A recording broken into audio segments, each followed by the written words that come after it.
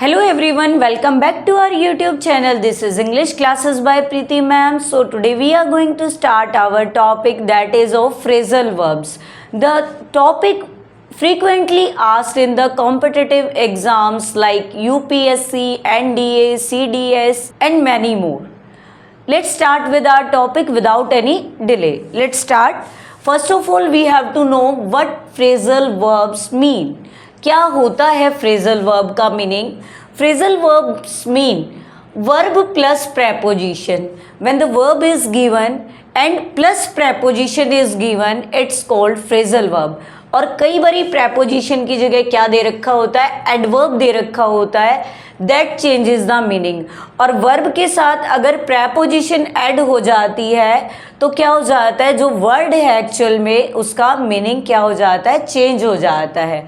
और अब हम ऐसे 10 सेंटेंसेस करेंगे जो फ्रीक्वेंटली आस्क्ड क्वेश्चंस हैं in our competitive exams. Let's start with the first one. अभी आपको ये क्लियर हो गया होगा फ्रेजल वर्ब्स क्या होता है. वर्ब प्लस प्रेपोजिशन होती है ये और मीनिंग चेंज कर देता है.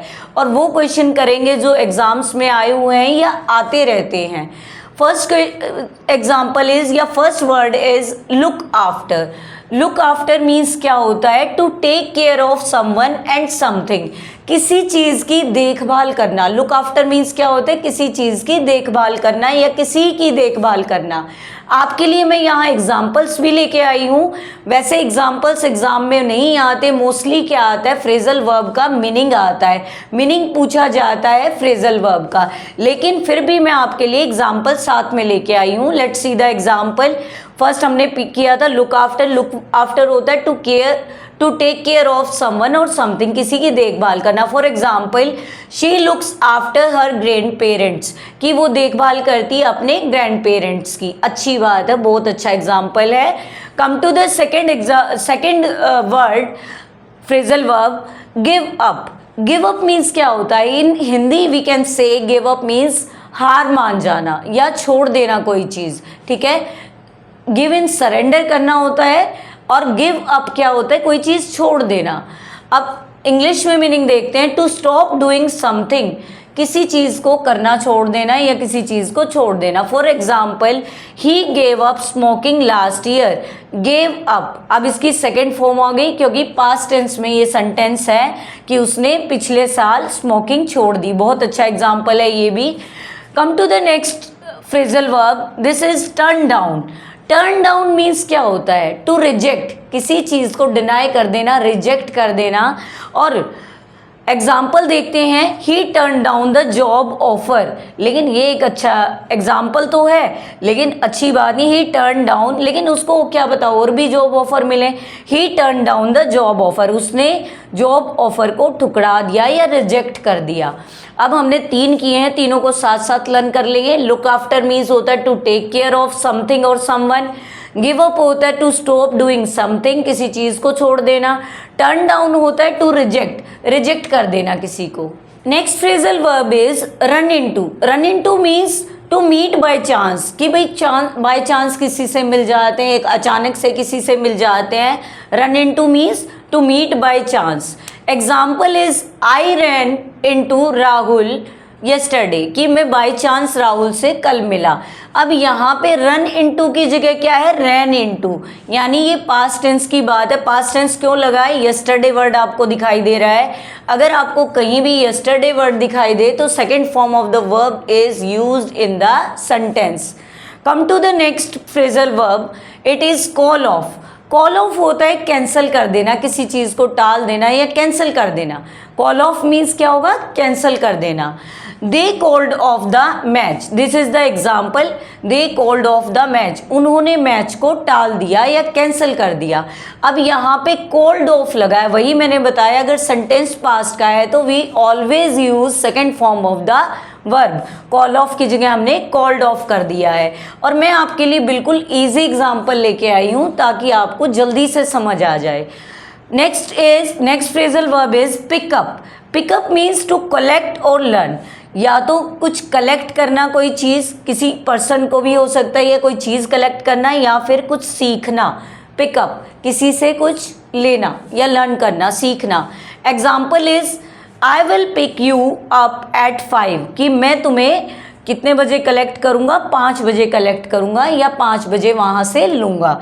तो यहाँ पे क्या है, पिक और अप, देखो डिफरेंस आया हुआ है यहाँ पे, पिकअप, ठीक है ना, यू बीच में आ गया, लेकिन ये फ्रेजल वर्ब है। फ्रेजल वर्ब मैंने आपको बता दिया था, वर्ब प्लस प्रेपोजिशन होती है, और उससे क्या होता है, जो वर्ड है एक्चुअल में उसका मीनिंग बदल जाता है, चेंज हो जाता है। The next phrasal verb is get along. Along means होता है के साथ, ठीक है। Get along means to have a good relationship, कि अच्छा रिलेशनशिप होना। गेट अलोंग मीन्स इकट्ठे होना या अच्छा रिलेशनशिप होना। Example is we get along well, कि हम अच्छे हैं, हमारे रिलेशनशिप अच्छे हैं, या हमारा रिलेशनशिप अच्छा है, या हमारे संबंध अच्छे हैं, ठीक है। गेट अलोंग याद रखना है। नेक्स्ट है हमारा पुट ऑफ।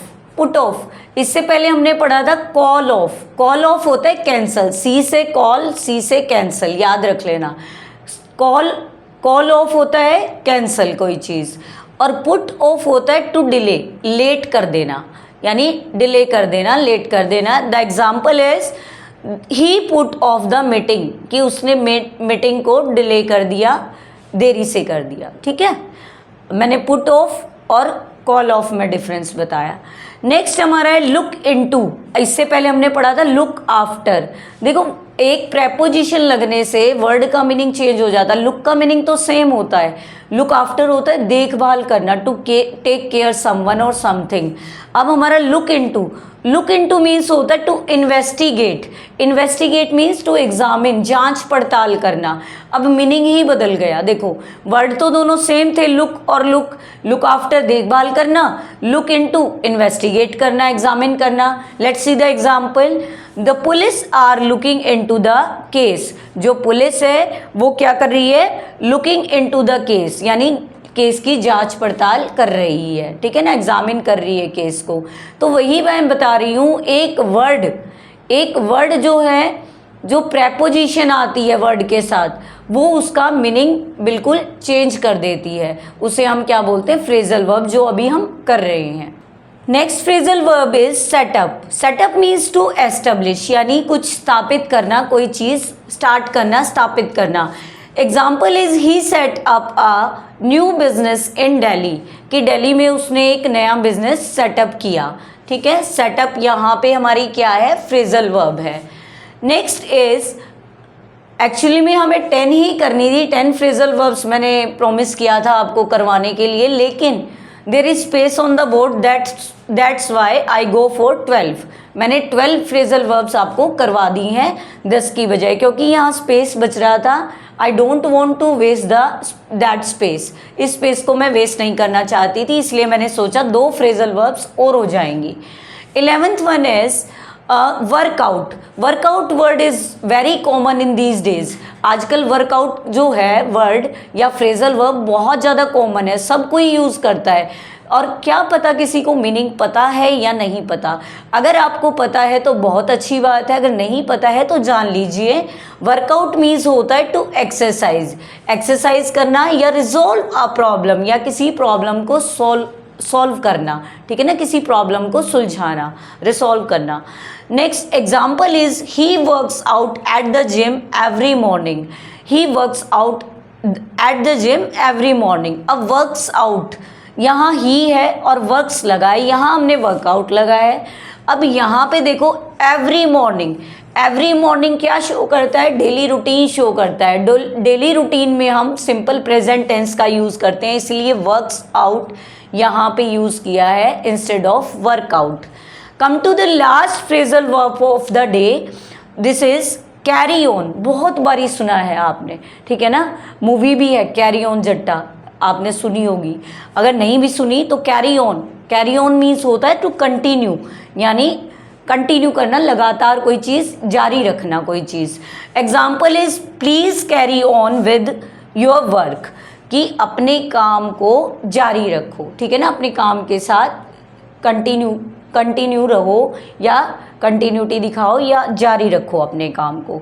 तो ये 12 फ्रेजल वर्ब्स आज हमने पढ़ी। I hope you understand them well, और आपके एग्जाम में डेफिनेटली इनमें से कोई ना कोई फ्रेजल वर्ब आ जाएगी। If you really learn from this video, you can subscribe my channel and share and like also. Thank you students for watching and listening our videos.